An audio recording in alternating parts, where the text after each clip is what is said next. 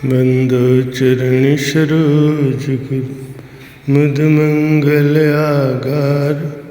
जिहि सेवत नर होते भवसागर से पार। गुरु जी के स्मरण मात्र से नाशत विघ्न अनंत। तासे सर्व आरंभ में ध्यावत हैं सब संत। तासे सर्व आरंभ में ध्यावत हैं सब संत। सौभाग्यशाली गुरु को प्रत्येक मनुष्य की ये इच्छा होती है कि उसको अमर जीवन प्राप्त हो।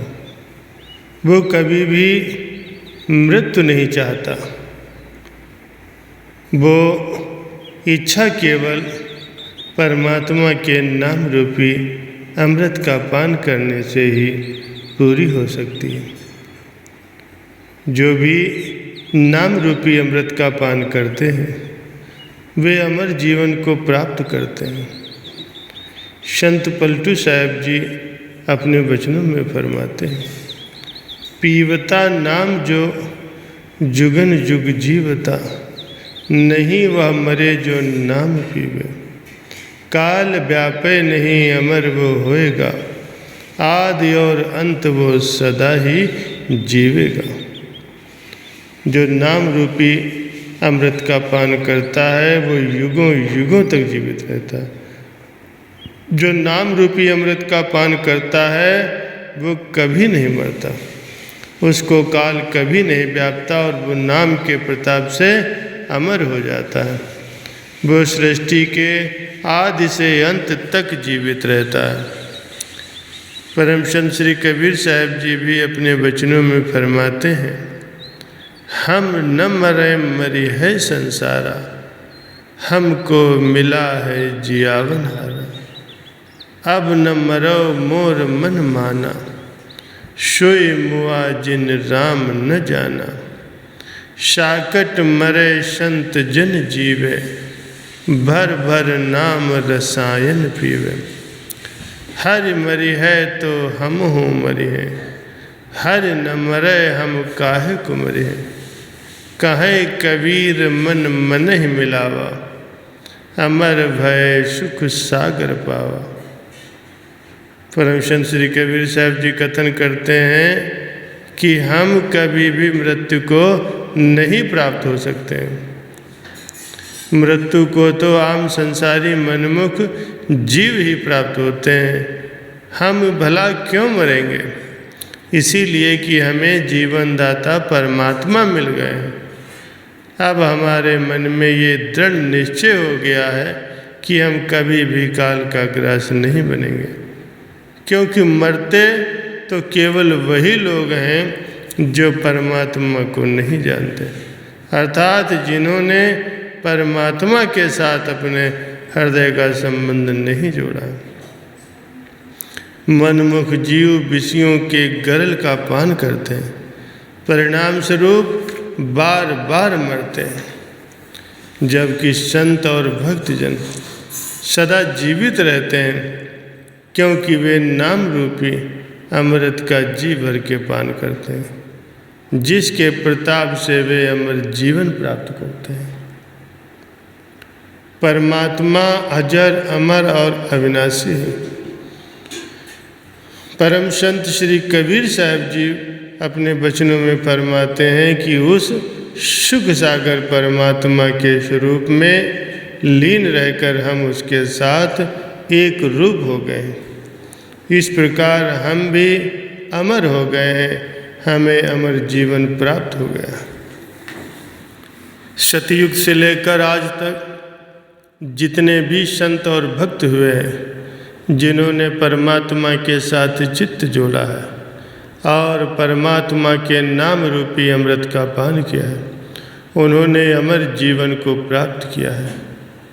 वे आज भी जीवित हैं और सदा ही जीवित रहेंगे और भक्ति पथ पर चलने वाले जिज्ञासुओं को प्रेरणा देते रहेंगे।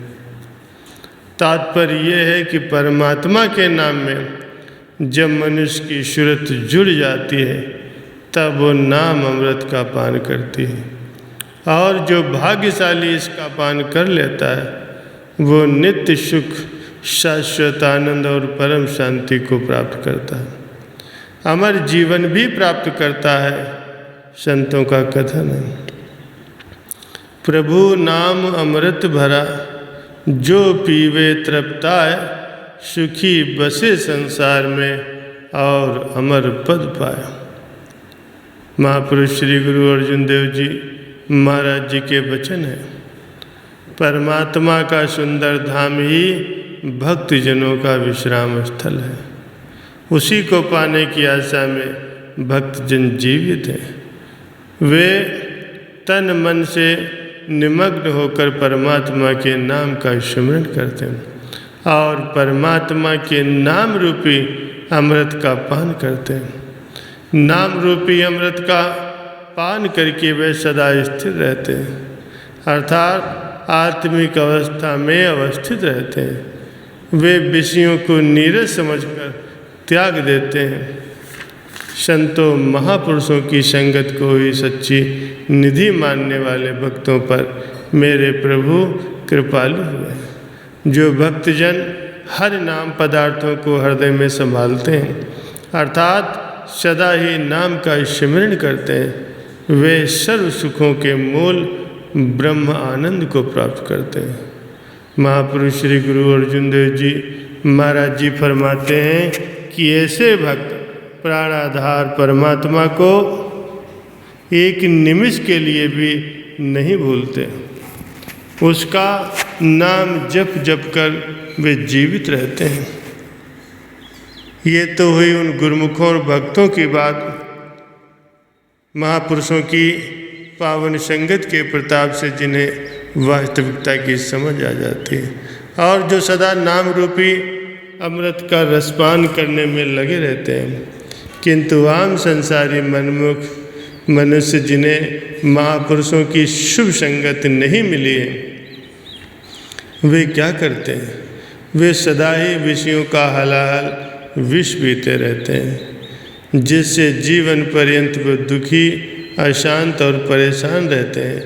84 के चक्कर में पड़कर बार बार मृत्यु को प्राप्त होते हैं और असहनीय दुख और कष्ट भोगते हैं। जन्म लेते समय अर्थात माता के गर्भ में भी कष्ट, जीवन में भी अनेक प्रकार के रोगों से ग्रस्त रहकर कष्ट और मृत्यु के समय भी कष्ट, अर्थात जीव को 84 में भ्रमते हुए और जन्मते मरते हुए सदा ही कष्ट सहन करने पड़ते हैं।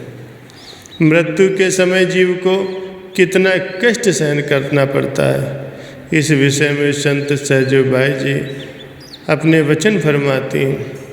सहजो मृत्यु के समय पीड़ा होए अपार, बिच्छू 1000 जो डंक लगे एक क्षार। जरा विचार करो, जब एक बार मरते समय इतना कष्ट जीव को सहन करना पड़ता है, तो फिर 84 के चक्र में पड़कर बार बार मृत्यु को प्राप्त होने में कितना कष्ट उसे सहन करना पड़ता होगा, इसका तो कोई हिसाब ही नहीं है। जीव को परमात्मा की विशेष कृपा से ये मानुष जन्म मिला है कि वो इन दुखों और कष्टों से छुटकारा प्राप्त करने का यत्न करे। किंतु आम संसारी मनुष्य जिसको महापुरुषों की पावन संगत का सौभाग्य नहीं मिला है, इन दुखों कष्टों आदि से मुक्त होने का यत्न न करके दिन रात विषयों का सेवन करने में लगा रहता है। इसका परिणाम ये होता है कि वो अनंत काल तक 84 के चक्र में भ्रमण करता है और असीम दुख, कष्ट और नरकी यातनाएं भोगता है। बोलो जयकारा बोल मेरे श्री गुरु महाराज जी की जय।